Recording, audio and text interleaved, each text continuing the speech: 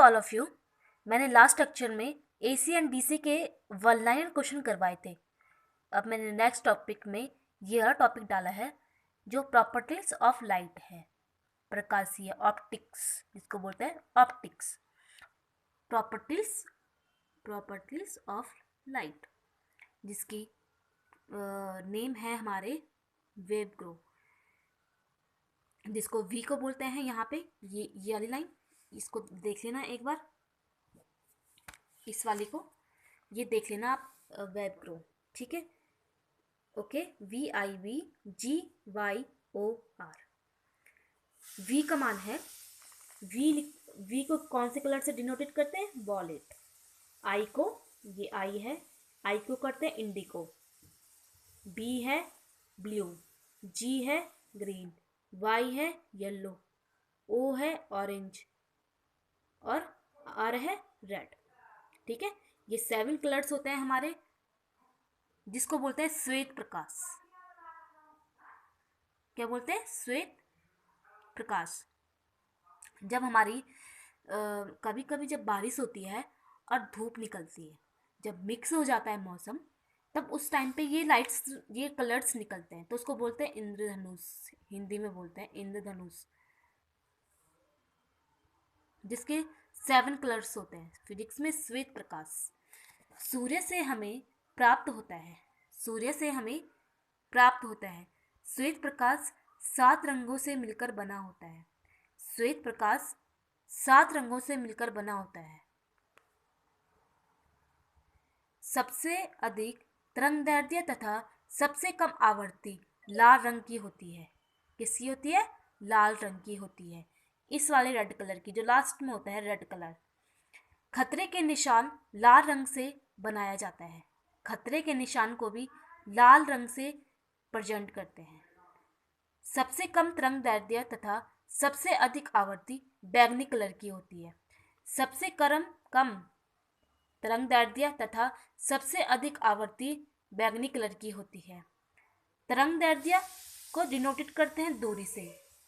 Frequency से का sign है यू, में ये घुमाया ना, ऐसा है। फ्रीक्वेंसी का साइन है यू, ठीक है। इसको बोलते हैं फ्रीक्वेंसी का साइन, जिसको इक्वल टू होता है C/λ। C होता है प्रकाश की चाल और लैम्डा होती है वेवलेंथ, लैम्डा होती है वेवलेंथ। आप इस वाले डायग्राम को अच्छे से देख लेना, ये 7 कलर आपको याद हो जाएंगे। अगर माना किसी जिसको पता तो होगा, 11th-12th में पढ़ा ही होगा आप लोगों ने, पर लेकिन जिसने नहीं भी, मतलब जैसे एकदम से याद नहीं आता है, तो आप इस वीडियो को देख करके ये कलर्स याद कर लेना। Wallet, Indigo, blue, green, yellow, orange और रेड, ये कलर्स होते हैं हमारे इंद्रधनुष में, जिसको बोलते हैं श्वेत प्रकाश, सूर्य से हमें प्राप्त होता है। और खतरे का निशान, तरंगदैर्ध्य तथा सबसे कम तरंगदैर्ध्य, अधिक आवृत्ति, सॉरी मैंने उल्टा बोल दिया, अधिक तरंगदैर्ध्य और कम आवृत्ति लाल रंग को ही रिप्रेजेंट करते हैं। और सबसे कम तरंगदैर्ध्य, सबसे अधिक आवृत्ति, कम तरंगदैर्ध्य और सबसे अधिक आवृत्ति, इसमें जस्ट अपोजिट है। देखो इसका जस्ट अपोजिट है, इसमें कम और ज़्यादा वाला क्या है, इसमें कम और ज़्यादा वाला क्या है, एक बार देख लेना। कलर ये रेड है और बैंगनी है, ठीक है। फिर ये फ्रीक्वेंसी, जिसको हम इससे डिनोटेट करते हैं C/λ। C है प्रकाश की चाल और लैम्डा है वेवलेंथ। आप देख लेना इस पेज को, जहाँ पे C का मान है 3 × 10⁸ मीटर पर सेकेंड, 3 × 10⁸ मीटर पर सेकेंड। ये वाला टॉपिक मैंने पहले भी करवाया है। C का मान,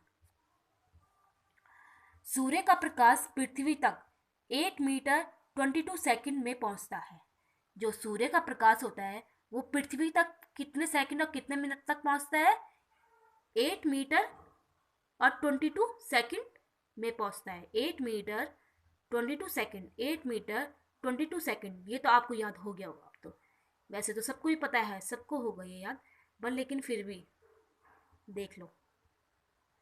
सूर्य में नाभिक संलयन की अभिक्रिया होती है 1H1, 1H2, 1H1, 1H2, 1 plus करो 2, ठीक है, और He और 2 +1 3। और यहाँ पे हीलियम क्यों लिखा, क्योंकि यहाँ पे हाइड्रोजन था, यहाँ पे हीलियम है। अब जो नीचे है देखो, नीचे इसकी पावर क्या है 1 है, इसकी पावर 1 है, ठीक है, तो इसलिए हमने हाइड्रोजन लिखा। अब हाइड्रोजन को जब हमने प्लस किया, यहाँ पे प्लस का साइन लगा दो, यहाँ पे प्लस किया, दोनों को जब हमने प्लस किया तो यहाँ पे 2 आ गया। तो 2 में क्या होता है He, क्या होता है He, हाइड्रोजन हीलियम। सेकंड में क्या आता है हीलियम, इसलिए हमने यहाँ पे हीलियम लिखा है He। सूर्य से प्रकाश बंद पैकेट के रूप में मिलता है, सूर्य से प्रकाश बंद पैकेट के रूप में मिलता है, जिसे फोटोन कहते हैं, जिसे फोटोन कहते हैं। सूर्य से प्रकाश बंद पैकेट के रूप में मिलता है, जिसे फोटोन कहते हैं। एक फोटोन की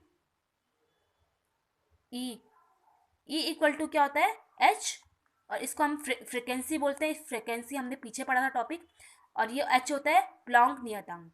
E इक्वल टू H, और ये है फ्रिक्वेंसी का साइन, जिसको H को प्लॉन्क नियतांक और ये फ्रिक्वेंसी।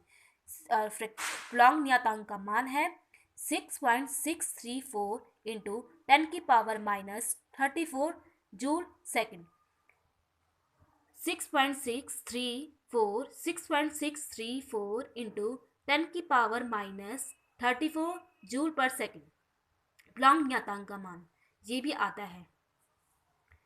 प्रॉपर्टीज ऑफ लाइट, प्रकाश का परावर्तन, आपने पढ़ा होगा ये टॉपिक 11th-12th में। प्रकाश का परावर्तन, जब वस्तु किसी सतह से टकराकर उसी माध्यम में वापस लौट आती है, वो प्रकाश का परावर्तन कहलाती है, प्रकाश का परावर्तन कहलाती है।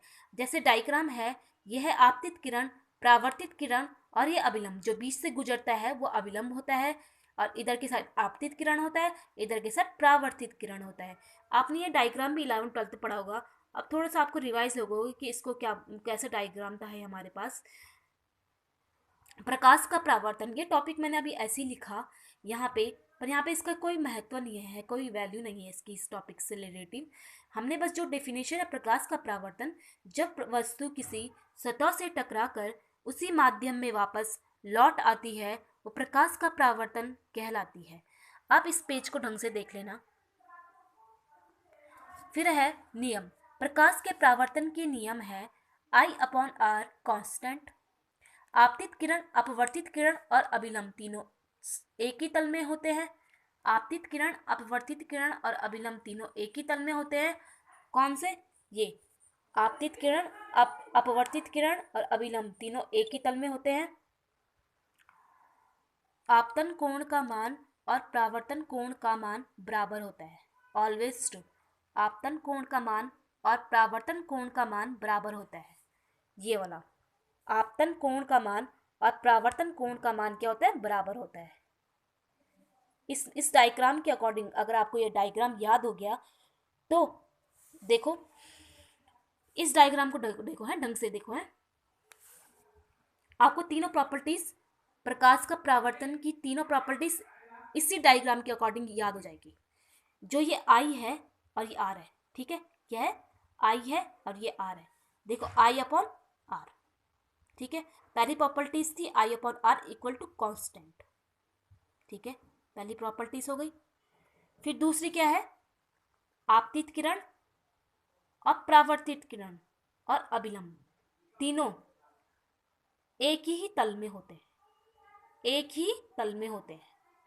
और तीसरी प्रॉपर्टी है आपतन कोण का मान और परावर्तन कोण का मान बराबर होता है। हो गया ना याद?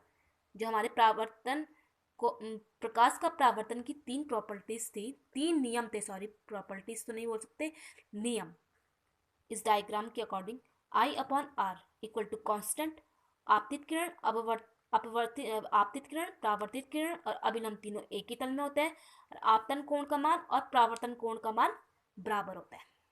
तीन नियम याद हो गए। ओके, अब है अपवर्तन। हमने अभी तक क्या पढ़ा? परावर्तन। क्या पढ़ा? परावर्तन। अब है अपवर्तन। जब वस्तु की किरण एक माध्यम से दूसरे माध्यम में प्रवेश करती है तो वह मुख्य रूप से विचलित हो जाती है। इस घटना को प्रकाश का अपवर्तन नियम कहलाता है। जब वस्तु किसी किरण एक माध्यम से दूसरे माध्यम में प्रवेश करती है तो वह मुख्य रूप से विचलित हो जाती है। इस घटना को प्रकाश का अपवर्तन नियम कहते हैं। देखो, प्रकाश का परावर्तन क्या था? जब वस्तु किसी सतह से टकराकर उसी माध्यम में वापस लौट आती है। और अपवर्तन क्या है? जब वस्तु एक माध्यम से दूसरे माध्यम में प्रवेश करती है तो मुख्य रूप से विचलित हो जाती है, और इस घटना को प्रकाश का अपवर्तन नियम कहते हैं। जो हमारे परावर्तन नियम थे 3, वो इस डायग्राम के अकॉर्डिंग थे। इस डायग्राम के अकॉर्डिंग थे ना? इस डायग्राम के अकॉर्डिंग थे प्रकाश का परावर्तन के नियम। लेकिन जो अपवर्तन के नियम हैं वो ये हैं। जब प्रकाश की किरण विरल माध्यम से सघन माध्यम में प्रवेश करती है तो अविलंब की ओर झुक जाती है। जब क्या होती है? विरल माध्यम से सघन माध्यम में प्रवेश करती है तो वह अविलंब की ओर झुक जाती है। सेकंड, जब प्रकाश की किरण सघन माध्यम से विरल माध्यम में प्रवेश करती है तो अविलंब से दूर हटती है। थर्ड, प्रकाश को अपवर्तन कोण की जा का अनुपात नियत रहता है। इसमें 3 प्रॉपर्टीज हैं, 3 नियम हैं इसके। जब विरल माध्यम से सघन माध्यम में प्रवेश करती है तो अविलंब की ओर झुक जाती है, ठीक है। विरल से सघन तो झुकना, और सघन से विरल तो अविलंब से दूर। विरल से सघन झुक, और सघन से विरल दूर झुक। विरल से सघन झुक जाता है, सघन से विरल दूर हट जाती है। थर्ड है थोड़ा सा अलग। 2 तो आपके नियम थे वो एक जैसे ही हैं। बाकी जो थर्ड था वह आपतन कोण अपवर्तन कोण की जा का अनुपात क्या होता है? नियत रहता है। आपको ये नियम याद हो गए होंगे, काफ़ी ठीक हैं, अच्छे हैं। बस थोड़ा कोशिश करना है इनको याद करने की।